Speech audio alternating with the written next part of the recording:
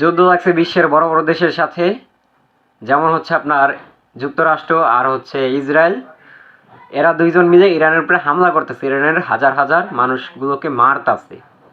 ইরানও তার পাশাপাশি তারা যুদ্ধ চালিয়ে যাইতেছে, হামলা চালিয়ে যাইতেছে ইসরায়েলে এবং আমেরিকার ঘাঁটিতে। কিন্তু এই যুদ্ধের কারণে হাহাকার পড়ে গেছে সবার আগে আমাদের বাংলাদেশে। বাঙালি সবসময় নিজের বাস নিজে টেনে এনে, সেটা হচ্ছে আমরা এই যে ইদানিং যে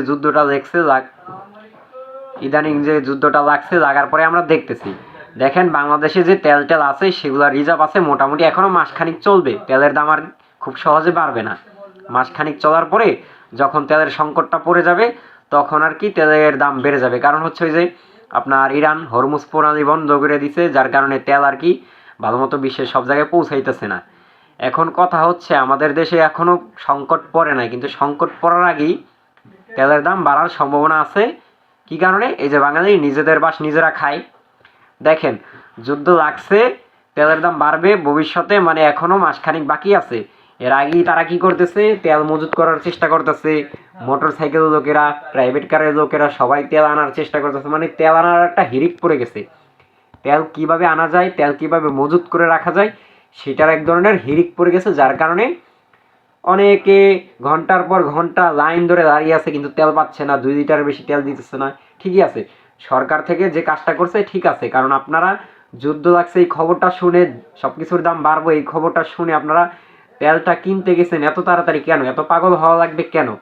আপনার যতটুকু লাগে ততটুকু নেন। আপনি ইচ্ছা মতো জায়গায় লাইন ধরে দাঁড়ায় থাকবেন, লাইন কি লাগে না? লাইন তো অবশ্যই লাগে, কিন্তু আপনারা যে লাইনটা দিয়েছেন এটা তো তেল মজুত করার লাইন। এইভাবে তো আর সবসময় তেলের লাইন লাগে না তেলের পাম্পে, তাই না? আপনারা যে কাজকর্মগুলো করেন নিজেদের ফান্দে নিজেরাই পড়েন, এটাই হচ্ছে বাঙালির স্বভাব। বাঙালি সবসময় নিজেদের স্বভাবের কারণে, নিজেদের চরিত্রের কারণে বড় বড় বাসগুলো সবার আগে নিজেরাই খায়।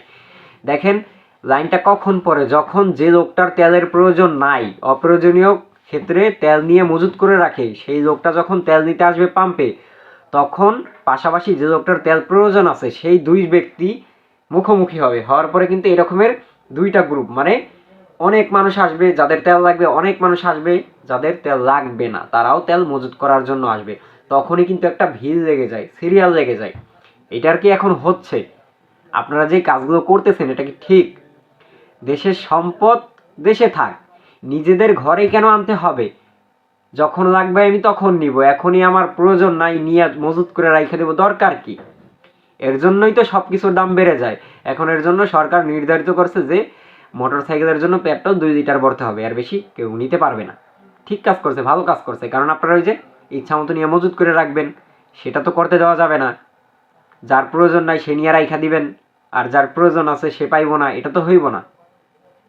সবার আগে বাঙালি যদি সুস্থ না হয় নিজেদের চিন্তা ভাবনার দিক দিয়া, তাহলে এই বাঙালি কখনোই নিজেরা উন্নত হইতে পারবে না। কিভাবে উন্নত হবে? এভাবে সব কিছুর ক্ষেত্রেই নিজেদের বাস নিজেরা খায়। আলুর দাম বাড়লে আলু কিনা রাখে, পেঁয়াজের দাম বাড়লে পেঁয়াজ কিনা রাখে, কাঁচামরিচের দাম বাড়লে কাঁচামরিচ কিনা রাখে। কি ভাই আপনারা কি পাইছেন? আপনাদের মাথায় একটু বিবেক খাটান। তেলের গোডাউনে তেল থাক না, হুট করে সরকার কিভাবে তেলের দাম বাড়াবে? আমরা মোটামুটি খবরের নিউজে একটা ঘোষণা পাইছি যে মোটামুটি এখনো মাসখানিকের মতো তেল আমাদের দেশে মজুদ আছে। এর মধ্যে আর খুব সহজেই তেলের দামটা বাড়তেছে না, তাই আপনারা এত লাফালাফি করতেছেন। নিজেদের বাস তো নিজেরাই খাইবেন, তাই না? ঠিক আছে, খাইতে থাকেন, সমস্যা নাই। তো দেশের কোনো ক্ষতি হবে না, দেশের মানুষের ক্ষতি ছাড়া। যাই হোক, আশা করি যে জিনিসগুলো, যে বিষয়গুলো বুঝাইতে চাইছি সকলেই বুঝতে পারছেন।